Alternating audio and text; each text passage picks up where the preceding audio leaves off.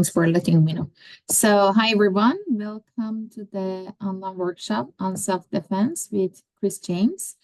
Thank you all for joining us today. As you know, it's the first event in the series, and this program is part of the New Horizon for Seniors program. My name is Seville, and I'm the president at the Canadian Helper Society. And it's really a pleasure you here, showing your support and interest in this important initiative. So before we begin, I would like to acknowledge that we are gathered on the traditional territory of the Neutral, Anishinaabe, and Haudenosaunee people. The region of Waterloo is situated on the Haldimand Tract, land promised to the Six Nations that include 6 miles on each side of the Grand River. We respect and honor the diverse histories, languages, and cultures of all Indigenous people who call this territory home. We are committed to moving forward in the spirit of reconciliation and collaboration. First, just as a brief introduction to our organization, Canadian Helper Society, the organization is dedicated to improving the lives of our community in vulnerable situations, with a special focus on those from low-income and new immigrant backgrounds. We offer a comprehensive area of services, educational initiatives, and resources aimed to facilitating integration, fostering empowerment, and promoting active community involvement. And this is one of the new initiatives that we have, and it's wonderful to start it with Chris. And yeah, Chris, with you, just before starting, I wanted to kindly ask Chris to use as simple language as possible, as most of us. The English language is first, second, or even third language of ours. Thank you so much. With you. All right. Well, hello everyone. Thank you for being here today. My name is Chris James. I have been teaching self-defense for a very, very long time. Just a little bit about me. I have done a lot of different martial arts, but my main discipline is called Commando Krav Maga. Some of you might have heard of Krav Maga, and Commando Krav Maga is a derivative of Krav Maga. It focuses on, truly focuses on self-defense rather than aggression, and it's something that's very near and dear to my heart. I've been studying for a long time. I've been teaching for a long time. I've taught in women's shelters. I've taught at community centers. I've taught just kind of all over the world, really. And the reason why I love sharing this knowledge so much is because I really believe that our martial art does focus truly on self-defense. What I like to say is I'm not teaching you how to fight. I'm teaching you how to seriously injure people so you can get home safe. We focus on escaping first, fighting back if you have to, until you can escape, and that's really going to be the central focus of what we're talking about today.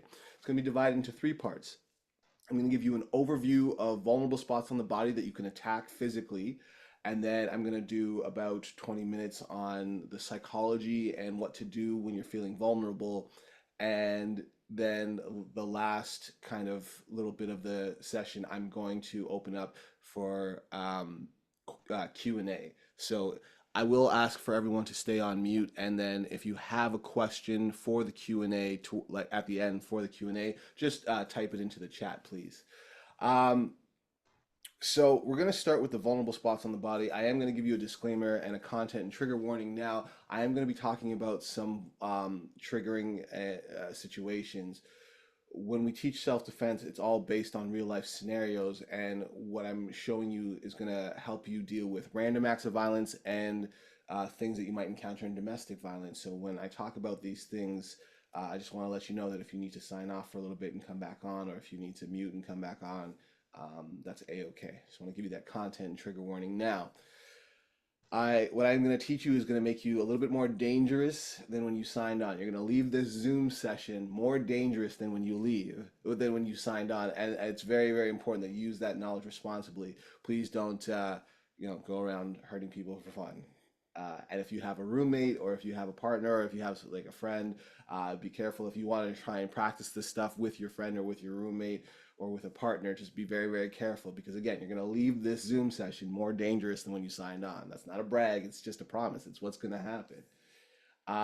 Let's start off with a couple of vulnerable spots on the body that you can use. Now, it's very important that you understand that no matter who's attacking you, no matter what's happening, there are certain things that you can do to equalize the playing field. I know that we're always scared about someone bigger and stronger attacking us.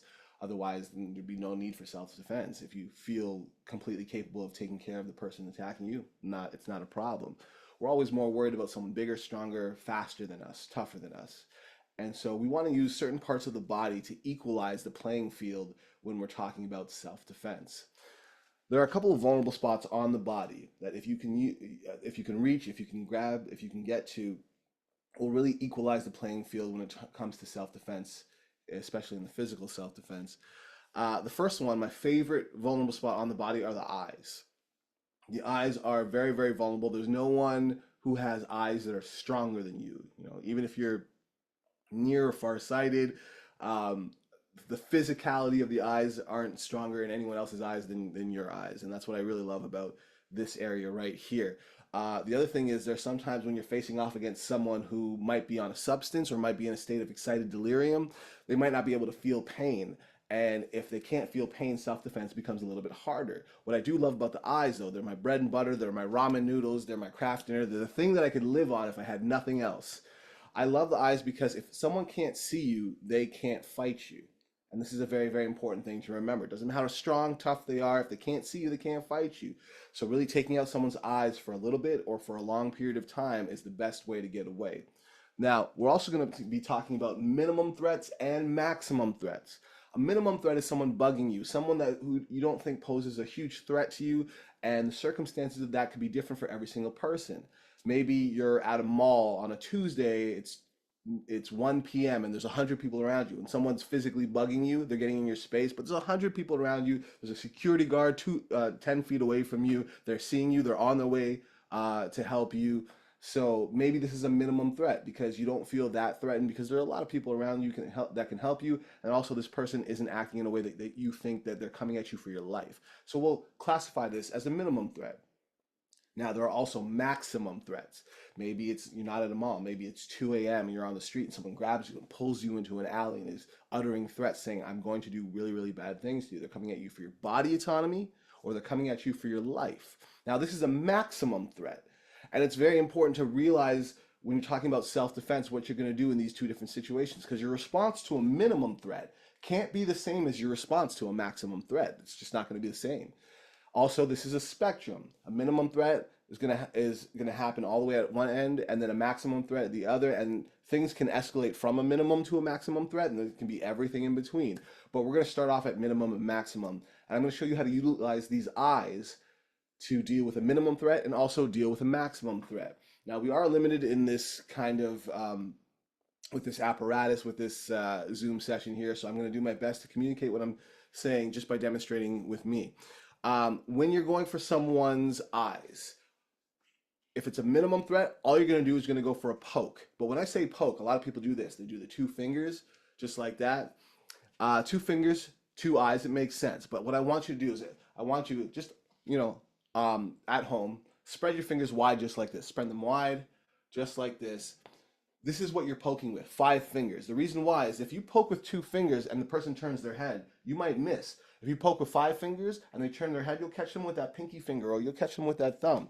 2 fingers, 2 chances of success. 5 fingers, 5 chances of success. We defeat people with math. Very important.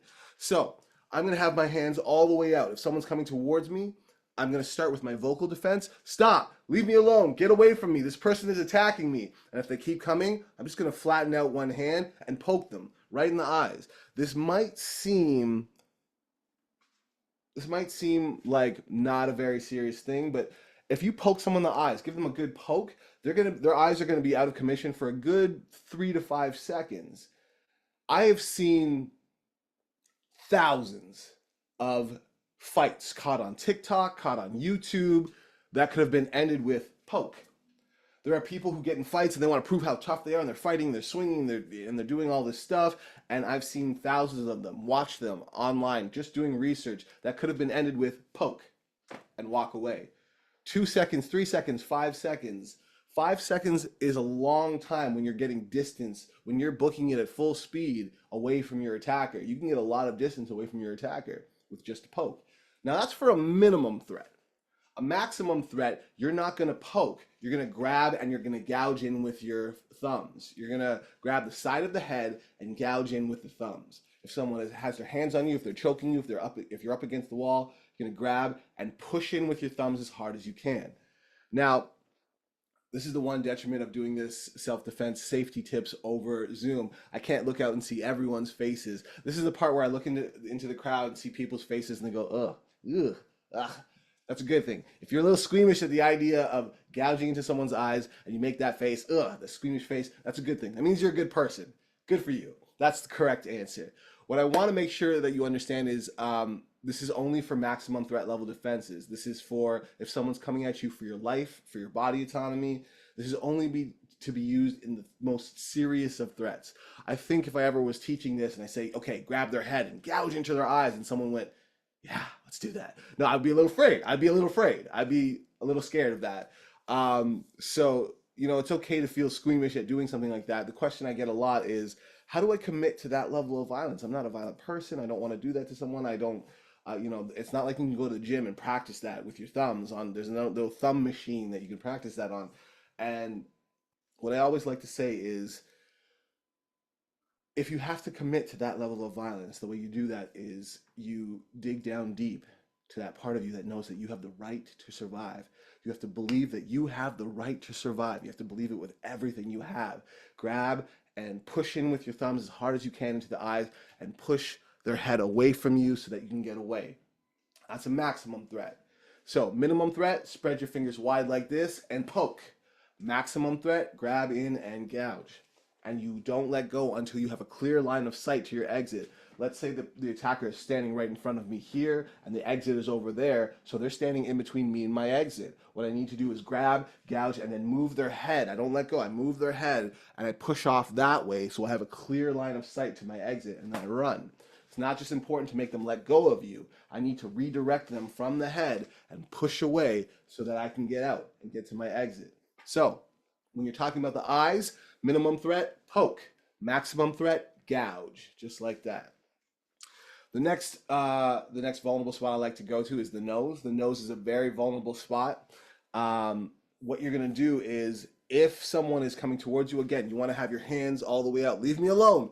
Help me. This person is attacking me. If they get too close, if they don't stop coming towards you, if they get close enough to reach past your guard here and try and grab your head, grab your body, what you can do is you can push up on their nose.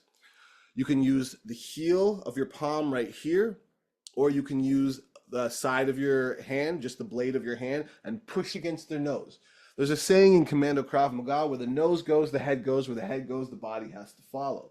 So if you push up against someone's nose, they will move back and they will get a physical indicator that you don't want them anywhere near you.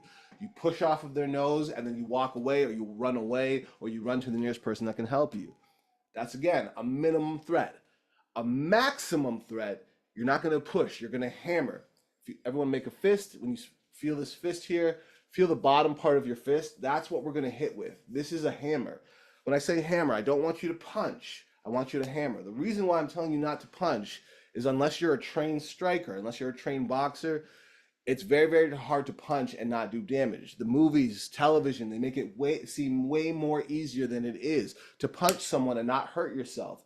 When you punch someone, it's very easy to break these knuckles right here, the ring finger and the pinky finger. These two fingers break all the time when you're punching someone. Why? Because it's very, very easy to break those knuckles. We call that a boxer's break. These two knuckles right here, when you break them, call it a boxer's break. Why? Because boxers break them all the time. They punch more than anyone else. And we don't want you to break your knuckles and have to injure yourself in order to get away from a volatile situation. So you're not going to punch. What you're going to do is you're going to use the bottom part of this fist right here. You're going to hammer just like that. You can use the bottom part and hammer down. It's very, very hard to break a knuckle, to hurt yourself when you're hammering. So what you're going to do is you're going to hammer down on that nose. If they come close to you, get away, leave me alone, help, this person is attacking me. Hammer, hammer, hammer, hammer, hammer on that nose, just over and over. This is very good, especially when you're being picked up from the front. If someone is picking me up, I'm going to hammer down on their nose, just like that.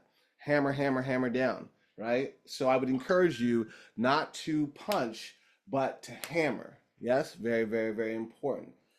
So minimum threat, push on the nose. Maximum threat, hammer. Hammer down on that nose. Very, very important. So we have minimum threat push, maximum threat hammer. Next thing we're going to move on to is we're going to move on to the throat. Now the throat is a very, very, very vulnerable spot right here. It's 360 degrees of vulnerability. You can attack almost anywhere and still and do a lot of damage. So what we're going to focus on are the best spots to damage when you're going for the neck. When you're going for this neck area, when we're talking about minimum threat, what you're going to do is you're going to make a blade just like this, a tight blade with your hand.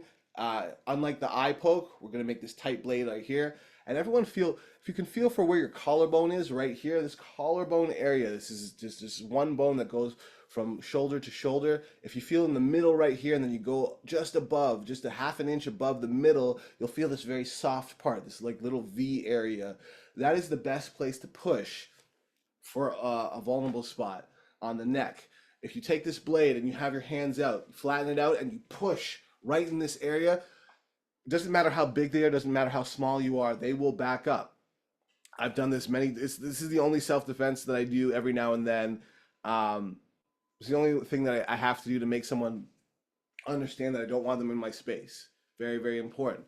Push right there. You can also push up into the jaw, just underneath the jawbone here. If you go a little deeper underneath and you push up into the jaw with both hands, both blades, that's a very, very vulnerable spot. Very easy to make someone back up. Make that blade, flatten it out, push, just like that.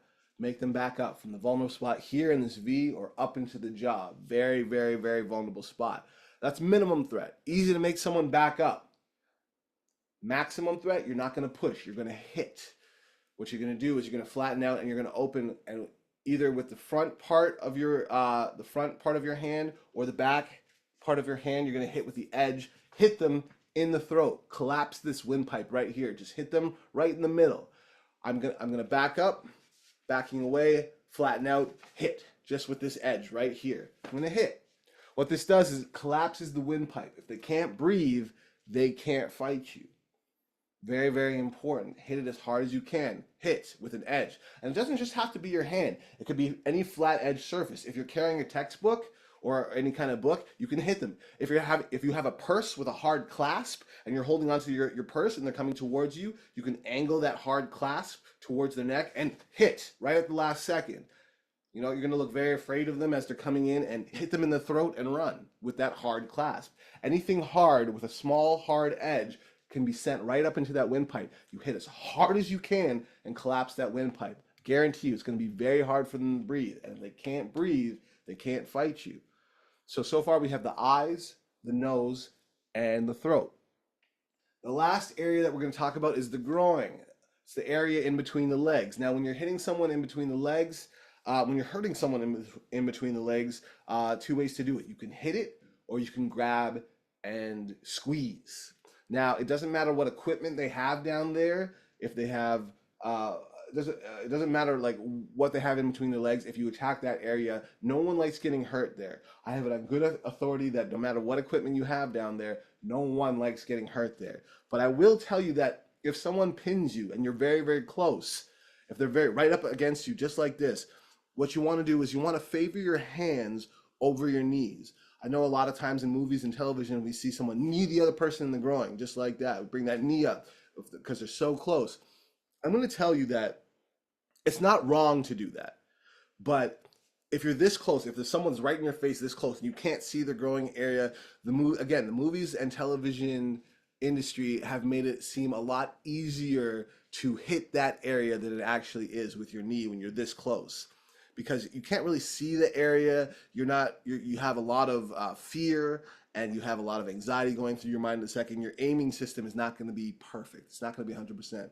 So I'm going to say favor your hands over your knees. Your knee might miss, and also if you bring that foot up to knee them in the groin, you're going to be off balance. You're on one foot. This is no good. What you want to do is use your hand to navigate. Your knee might miss. Your hand can navigate, find, search, and destroy.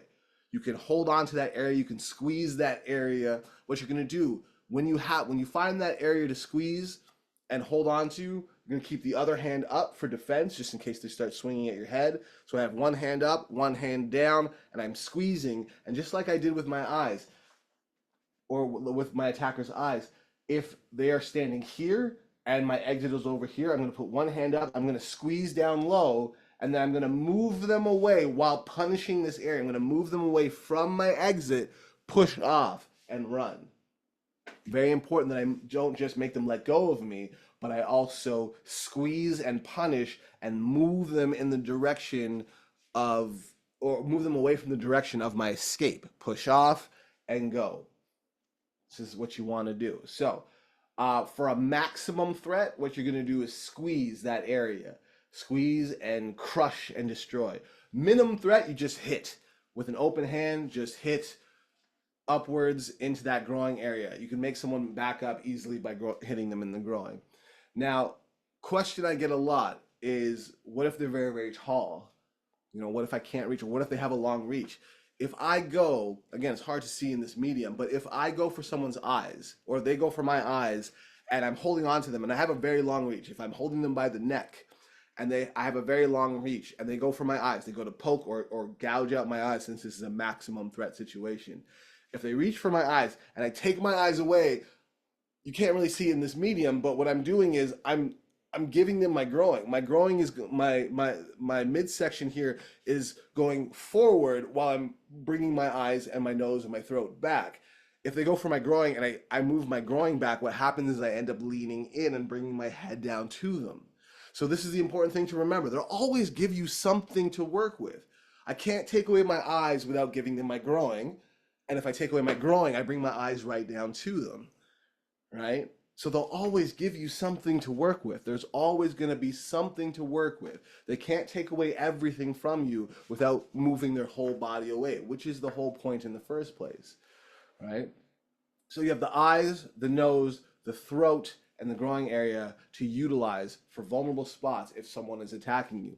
When we teach our in-person workshop, we teach a bunch of techniques for a bunch of scenarios. But what I like to say, even in the in-person workshops, is there are very few situations you can't get out of just using those vulnerable spots: eyes, nose, throat, groin.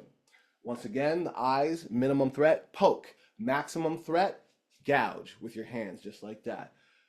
For the nose, minimum threat, push. Maximum threat, hammer on that nose. For the throat, minimum threat, use your blade, push into that V area. If you push there, you'll start to talk funny. Maximum threat, hit into that groin area, into that neck area. Collapse that windpipe. For the groin, minimum threat, hit. Maximum threat, if you're in a life-threatening situation, grab, crush, and destroy. Very, very important. So that's kind of overview on the vulnerable spots on the body and how you can utilize them for your own personal safety. Next, we're going to move on to the kind of psychological and mental preparedness for self-defense.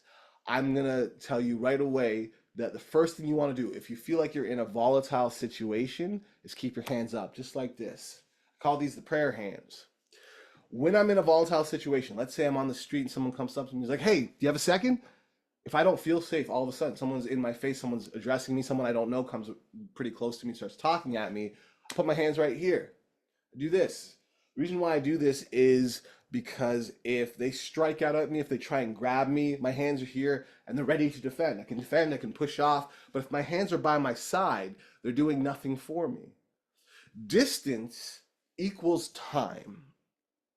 Distance will always equal time. If my hands are by my side and someone's striking at my head and I have to reach all the way up here to defend my head, it takes too much time. Versus if my hands are right here, I can defend in a fraction of the time than it would take me if my hands were all the way by my side.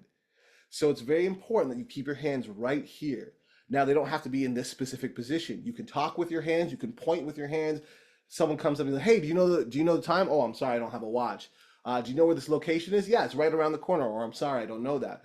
I don't have to keep them here, but my hands are always up. They're never by my side. If your hands are by your side, they're doing nothing for you. And it's very, very important that you keep them up at all times. I'm just going to switch this off. Sorry about that. So, very important, keep your hands up at all times. So I have my hands here or here because I don't feel safe. If I know I'm not safe, my hands are again outstretched just like that. If I think I'm not safe, if I know I'm not safe, if I think I'm not safe because someone has just popped up into my periphery or someone is, coming close to me, talking at me, and I don't feel safe, I'm going to back up just like this. I'm not going to be in a fighting stance where I'm not going to yell and scream at them. I'm just going to be here backing away like this. If they start yelling and screaming at me, if they're uttering threats at me, my hands are all the way out here. Leave me alone. Please leave me alone. And I'm backing away, or I'm walking away, or I'm trying to move away from them at a very fast pace. Very, very important. Hands all the way out. The reason why I need my hands all the way out is I want them at maximum distance away from me, and I also want everyone around me and security cameras pointing at me to see that I don't want any part of this person getting into my personal space. If there are people across the street, they hear the commotion, but then they look at us and they see two people yelling at each other, this is no good. No one understands what's happening. No one knows to come and help me. No one knows to call for help. But if my hands are outstretched like this, even if you can't hear who's yelling and who's saying what, you can see me doing this and backing away. That's a very clear sign that I don't want to be in this altercation. This also helps for the legality of the situation. If you end up doing serious damage to this person, if you end up, if they, reach past your guard and grab you and you have to gouge into their eyes, everyone witnessing saw that you didn't want any part of this altercation. This is called creating positive witnesses. Very, very important to create positive witnesses. So this tells everyone I didn't want to be a part of this fight. Security cameras can see, even if they don't have audio, security cameras can see I didn't want any part of this fight. So what you're going to do is you're going to back away with your hands outstretched, giving you lots of time and distance away from your attacker to adapt to whatever they do. If they try and grab you, you can see it, but they have to do it from a distance. They can't do it from here. You never want your attacker to get this close. I want them at maximum distance, so I have distance, which equals time to see what they're about to do. Very, very important. If I think I'm not safe, if I know I'm not safe, very, very important. The next thing you want to do is take a deep breath. Very, very important. When you are in the fight or flight response, when you're attacked, when someone's being aggressive to you, when they spike your anxiety, what happens is you go into your fight or flight response. Your heart starts beating faster, your adrenaline starts pumping. Basically, you have more blood in your muscles. You're basically a stronger, faster, and tougher version of the person you just were. You're a super powered version of you. Your strength goes up, your endurance goes up, everything about your physicality is improved in your fight or flight response. The only detriment is, the only bad thing that happens is your brain gets foggy with either anger or, more likely, fear. You get the brain fog of fear, and that freezes you. That's what causes you to freeze. And we want to fight against that. How do we fight against that brain fog that makes us freeze up, that makes us not know what to do? We're stronger, faster, and tougher, but we don't know what to do. How do we get rid of that brain fog? And one thing that you can do is practice these self-defense techniques I'm showing you today. Even though they're not that complicated, they don't require a lot of practice to get right. Just thinking about them once a week. What I like to tell people is pick one move a day. Like on a Monday, let's say you're working and you have a coffee break, you take 60 seconds out of that coffee break, you have a 15-minute coffee break, take 60 seconds and just practice your self-defense. You think if someone comes up to me and I outstretch my arms just like this and I poke them in the eyes, I do the eye poke, and just practice it. Make it muscle memory. Making these things muscle memory is how we don't shut down, how we don't freeze. The other thing you can do to clear away that brain fog, to make sure you don't freeze, is practice taking a deep breath. This is the best way to clear away that brain fog of either anger or fear. Take a deep breath. You can all do that together. Take a deep breath in. Take a deep breath out. One more time in. One more time out. Taking a deep breath is one of the most crucial elements of self-defense. I see a lot of people get their anxiety spiked. They go into their fight or flight response, and then they don't think clearly. I've seen a lot of people who are trained in self-defense devolve into bad technique because they didn't take a deep breath. They didn't clear away the fog so that they could think clearly. Thinking clearly is so important when you're in a volatile situation. So what you're going to do is you're going to take a deep breath in and out. other than, going over my self-defense techniques, taking a deep breath is something that I practice every day whenever I feel angry about something or just frustrated about something. It doesn't happen often, but let's say, I take a deep breath when I get a text I don't like. When I get an email that's frustrating me, I take a deep breath. I practice that as part of my self-defense. If I start to feel frustrated, if I start to feel angry, if I start to feel scared, I take a deep breath. That will help you more than anything else, taking a deep breath. It clears away the fog of either anger or more likely fear when you're in a volatile situation. Take that deep breath in, out. You will be surprised at how much that helps you in the volatile situation, how it helps you remember your vulnerable spots: eyes, nose, throat, growing area. Taking a deep breath can help you in so many ways that I can't even count. So, first things first, keep your hands up. Number 2, take a deep breath. Number 3, I like to talk about weapons. Now, even in our full in-person workshop, we don't teach how to defend against guns. We don't have to teach about how to defend against knives, because the defense against weapons it takes so much instruction, so much practice. You could eat up an entire span of 3 months teaching that, making sure that your defense against the knife is good enough to use out on the street. It could take you 3 months just to even begin to learn how to do that, let alone in one workshop, let alone in a Zoom workshop. So we don't talk too much about defending against a knife, defending against a gun demand situation. What I will tell you is you can utilize the things around you as weapons for you. I often tell people, I don't really advocate for the carrying of knives, because anything you introduce into a fight can be used against you, especially if you're not a trained knife fighter. But what I can tell you is that everything around you can be used as a weapon. Everything you can pick up and throw at someone can be used as a weapon. My favorite weapons are these guys right here, liquid containers, because it's two weapons in one. It's the liquid and then the container.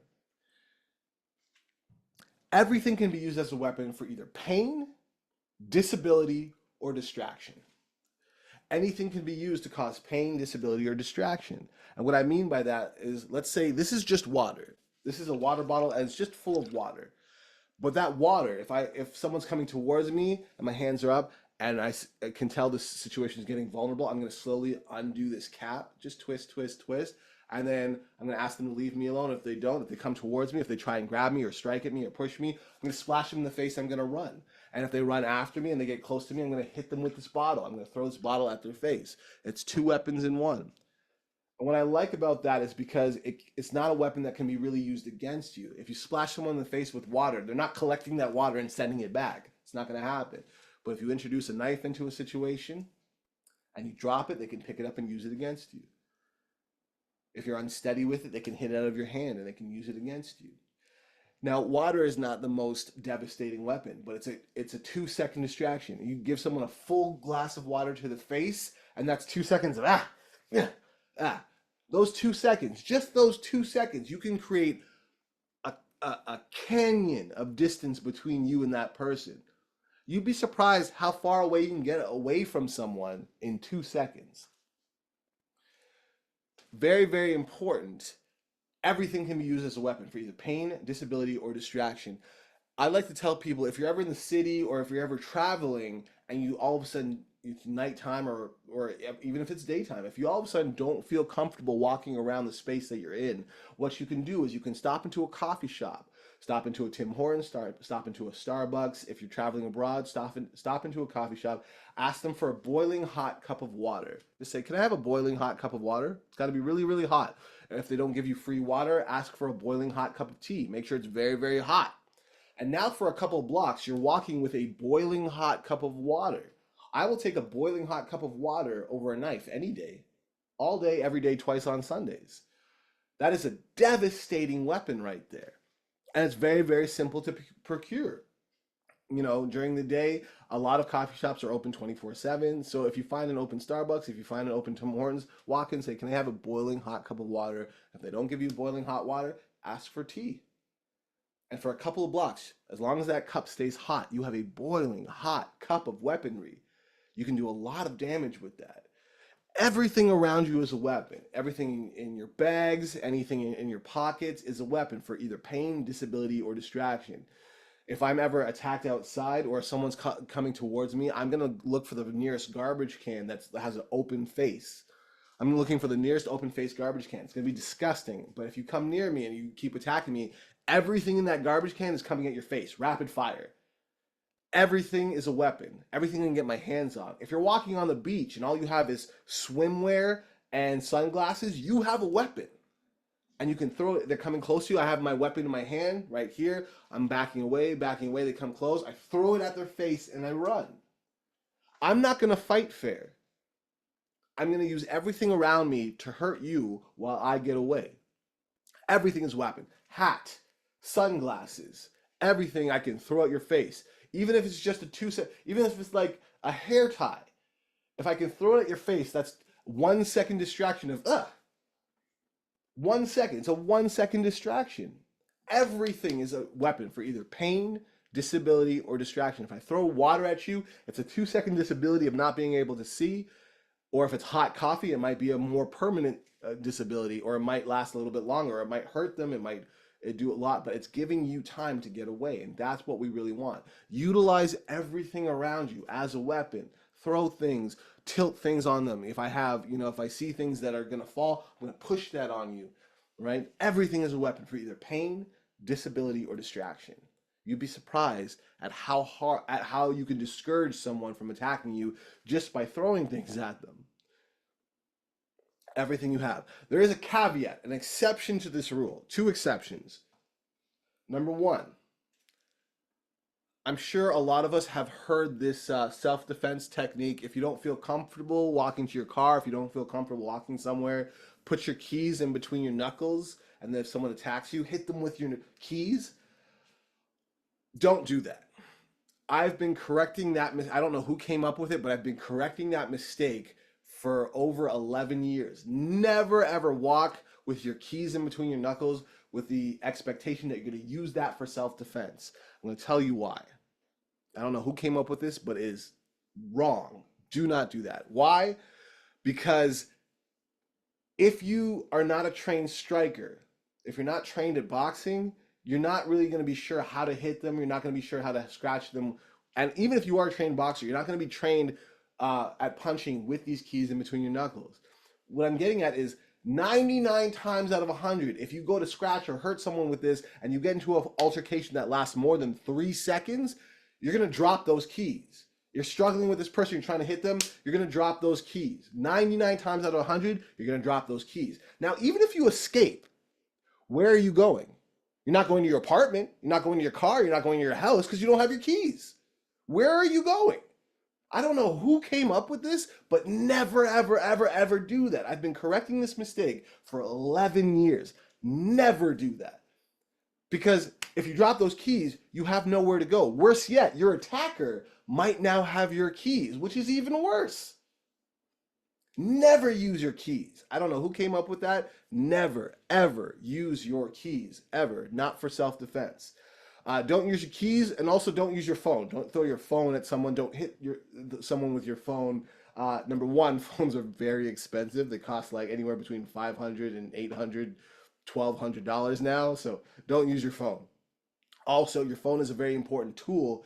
If you get away, you can use it to call 911. You can use it to call an Uber, call a taxi, call a friend. You need your phone. So don't use your keys. Don't use your phone. But everything else is a weapon. Everything else you can bear to part with is a weapon for either pain, disability, or distraction.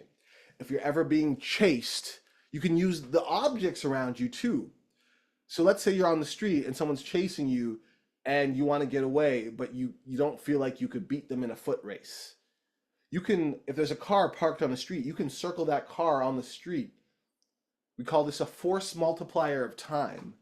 You can circle that car and it makes it very, very hard to chase you and grab you and catch you. Even if they're faster than you, it can make it very, very hard to catch you. It makes it a lot harder to catch you if you're circling a big object. So you're calling for help. Help, I need help. This person is attacking me. You keep circling. Make sure you're circling an object that you can see over.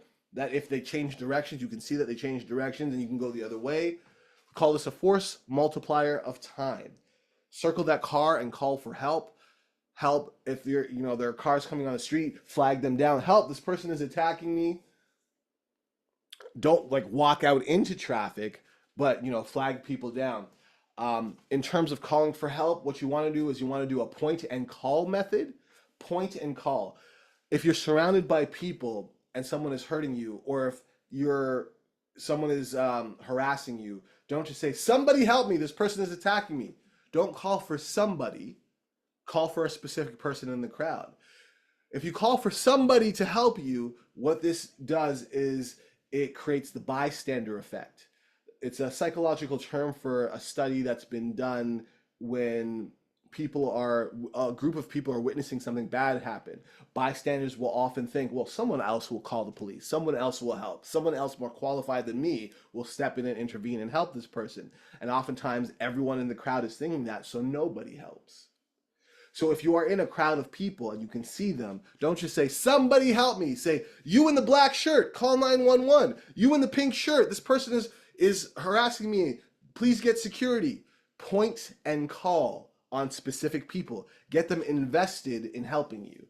Don't just yell for somebody to help me. Say, you in the green shirt, you in the pink shirt, help me. Give them a specific, call out a specific person and give them a specific direction. They also teach this a lot in CPR classes. When you find a person who's unconscious on the ground, before you start giving CPR, you ask for someone else to call 911, but you don't ask for someone to call 911. You say, you in the pink shirt, call 911. Say, we have an unconscious body here, and then you start doing CPR.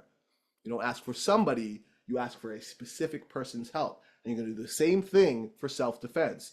You in the black shirt, you in the blue shirt, help me. This person is attacking me. Call security, call 911. Get someone specific to do something specific. So, hands up, breathe, and think. And also, everything is a weapon. Use everything around you to your advantage. The last part of the psychology of self-defense that we're going to talk about is called the what if game. The what if game. It's a game called What If. And this is how it goes. Let's say you've just left a party or a late meeting or a get-together and you are on your way to the subway or you're on your way to a bus stop. And 2 seconds ago, you were surrounded by friends and family and coworker, and now you're all by yourself. And it's very, very late. And all of a sudden, you're all by yourself, except for that person in the distance walking towards you. And now you start to think, what if that person attacks me? This is your game that you're playing in your mind. What if that person attacks me? So you start thinking about your self-defense. You start thinking, well, they're very tall. So if I go for a vulnerable spot, I'm probably going to have to go for a low vulnerable spot. You're going to have to go for that growing area. If I escape, where am I escaping to? Oh, that Tim Hortons is open. That Starbucks is open. Okay, if I escape, that's where I'm going. You start preparing yourself in your mind before this attack even happens. And what this does is it puts your tools on your tool belt. What I mean by that is if someone attacks you and you weren't thinking about your self-defense, you've waited till after someone's attacking you to think about the things that you can do. Versus if you were already thinking about your self-defense, if you're already thinking about it, then you have your tools on your tool belt ready to go. If you're already thinking about eyes, nose, throat, groin, if you're already thinking about that stuff, that when it happens, you're ready to go. You're already prepared to do what you need to do to survive.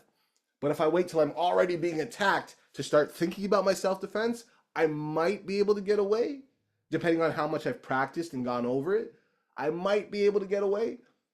But if I'm already thinking about it, it exponentially increases my chances of survival. So this is a game I like to play every time I'm alone with another person. If it's nighttime and I see someone walking towards me on the street, I start thinking, what if this person attacks me? If I'm alone in an elevator, I get onto an elevator and then someone gets onto the elevator with me, I'm alone with another person. I think, what if this person attacks me? I don't care if it's a 99-year-old grandpa with a cane. I think, what if this person attacks me? I don't care if it's a 3-year-old child. I think, what if this child attacks me? I play this game just to keep my self-defense fresh in my mind. So if I need it in the moment, I can use it. Now, my goal isn't to turn you into paranoid people. I don't want you at the Eaton Center Mall thinking, how can I kill everybody around me? Like, that's not the goal. The goal isn't to turn you into paranoid people. The goal is to get you to think about your self-defense, anytime you're alone with someone else, where you, in moments or in those situations where you might not feel safe. This will help build your confidence so that you can feel safe in those moments that you don't usually feel safe. You're going to start playing that game. What if this person attacks me?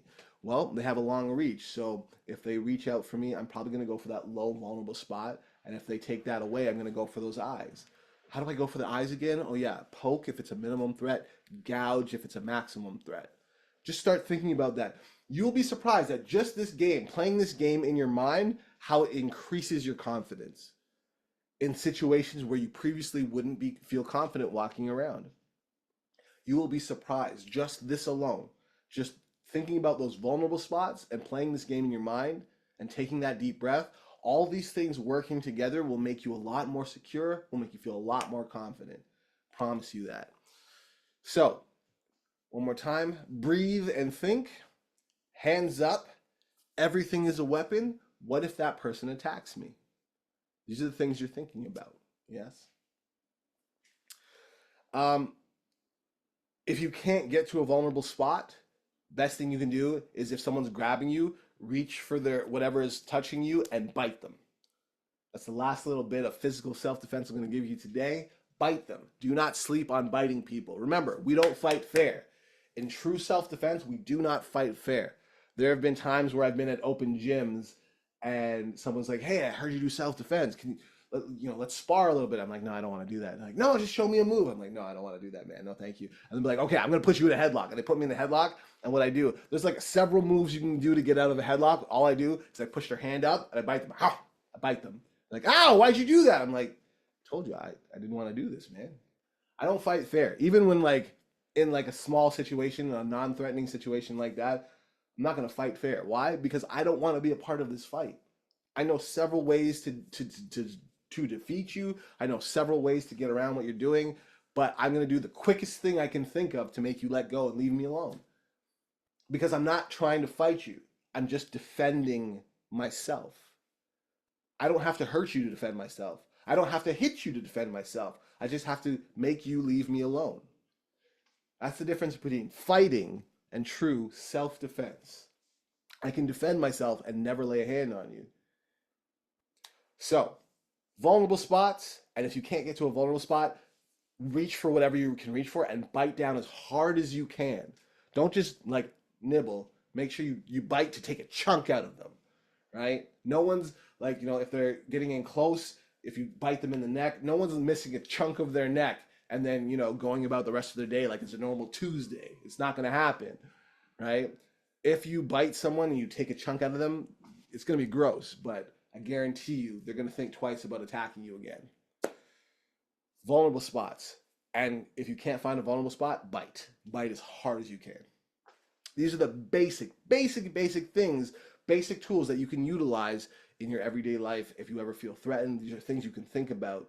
So, and again, hands up. If I feel like I'm not safe, I'm here and backing away. If I know I'm not safe, my hands are outstretched. I'm taking a deep breath to clear away that brain fog of either fear and or panic. I'm thinking about what I have around me that I can use as a weapon, and I'm playing the what if game. What if that person attacks me? So now I want to open it up to Q&A. If you have any questions, please feel free to type them in the chat. You can ask me anything. I'll try and answer the questions as best as I can in this setting. But yeah, feel free to type any questions you have in the chat, and yeah, we'll answer a few questions before we go. I just want to thank you all again for being here. It's a beautiful day outside. You chose to be here. I don't know where everyone is joining from, but it's a beautiful day where I am, and you chose to be here, and I appreciate that. I really do.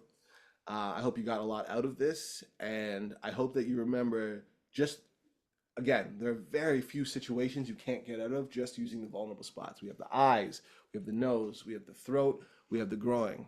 And again, taking that deep breath is so, so important. If an animal like a dog attacks you, what is the solution? Ooh, that's a very, very good question. Um, you want to use your objects. You want to use objects around you to help you out. You don't want to antagonize the animal, but you want to use an object to keep the animal at bay. If you can find a large stick, or if you have an umbrella, or if you have a bag to shield you, put that thing in front of you, and so the dog will attack that thing instead of you, right? In order to get to you, the person will the oh sorry the animal will try and attack the dog will try and attack that thing and not attack you, and that's something that can help you out a lot. Another message. Right now, oh, I'm sorry, I can't see. I think we need to open up the settings in the chat so that everyone can see them because I'm seeing that there's a message there that I can't see. Normally, we have only one message, like the one that if an animal like dogs attack, what Yeah. is the solution? But yeah. Okay. Yeah, if anyone else has a question, please feel free to drop it in the chat. Um, yeah. So sometimes I get questions about what weapons are legal in Canada to carry. You can't carry pepper spray. You can't carry mace. Can't carry a gun. I'm very thankful about that. What you can carry is if you do feel the need to carry something to help you, just a hairspray, carrying the travel size hairspray in your pocket, spray that into someone's eyes. It's very, very devastating, and you're not going to get in trouble legally for carrying it. Um, if someone is going to steal something, your stuff, and run, solution. Okay, so if someone is going to steal something from you, what's the okay? So if you're ever in a demand situation, a robbery situation, law enforcement all has have done studies on this, and more often than not, if someone's trying to rob you, giving them what they want and will most often will make them run away. So if someone's like, "Give me your wallet," and they have a knife or a gun, giving them your wallet will get away help you get away quickly. What you want to do is you don't want to hand your wallet to them. You want to throw it on the ground behind them so that they have to turn away and go, and then you want to run as fast as you can and leave. Um, if you can escape, escape. But it's law enforcement has done these studies and they say 9 times out of 10 if you just give them what they're asking for, give them the money, give them the purse, give them the wallet, they'll let you go because they're not trying to murder you. If someone wanted to murder and rob you, they would just murder you and then rifle through your pockets and take whatever you had. So 9 times out of 10, I would say the best thing to do is just give them what they want, but don't hand it to them. Just throw it on the ground behind them so they have to turn around and then run. That's what law enforcement has dictated from their studies, and I've I think that's probably the best thing. If I injured someone who bothered me, does the law protect us? Okay, so this is a great question. Um, so this is why I kind of like to give those minimum threat and maximum threat examples. You never want to injure someone more than you have to, but if someone's coming at you for your life, so again, if someone grabs you, they're uttering threats to you, saying, "I'm going to do this to you, I'm going to do that to you," um, and let's say you go do like a lot of maximum damage, you gouge into their eyes, and you end up hurting their eyes. What you want to do is if you do serious damage to someone, be the person that calls the police. I know that different people I'm living in a big city. I know, and dealing with a lot of marginalized communities, I know that different people have different relationships with the police, and some people feel more confident, some people feel less confident dealing with the police. But if you do serious damage to someone, you want to be the person that calls the police and tells them what happened. You don't want to be the person that did serious damage and then escaped. So if I'm in a situation where someone attacks me and I have to do damage to their eyes and I do serious damage to their eyes, I'm going to be the person that calls the police and say, hey, I was attacked. The person, I did this to the person, or I was attacked. I defended myself, and now someone needs to help the person. Please come to, you know, such and such a place and come and collect them. It's very important that you're the person that calls the police, and you don't let, someone else call the police, or you don't want your attacker to call the police and get you in trouble. You want to be the person that calls the police because you can control the story that way. So yes, the law will protect you, but as long as you're on the right side of it, you have to call the police. You have to tell them what happened, tell them that you were defending yourself. Don't be the person that seriously injures someone and then goes home and sleeps like a baby, because then the police knock at your door, they find you, and they're like, hey, you injured someone and ran away. Um, if they're taller, what is the best defense? Again, if they're a lot taller than you, you really want to focus on that low, vulnerable spot. You want to go for that growing hit. You can also attack their joints.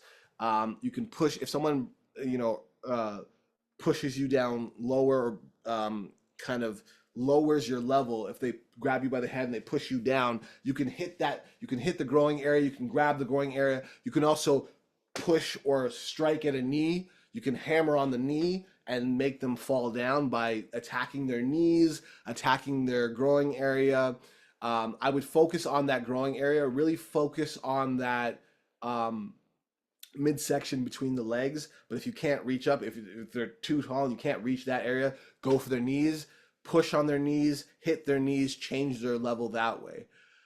What if the attackers have a weapon like a gun? What should we do? If they have a gun, honestly, there's not much you can do. Um, Again, if they're asking for your wallet, your purse, your money, just give them what they're asking for, and um, don't make any sudden moves. Give them what they're asking for and hope they run away. Um, in this situation, we do have some gun defense, but again, in this scenario, it's very hard to go through it all. Um, but yeah, there's not much you can do if they have a gun, unfortunately. Just do what they're asking, and try not to anger them.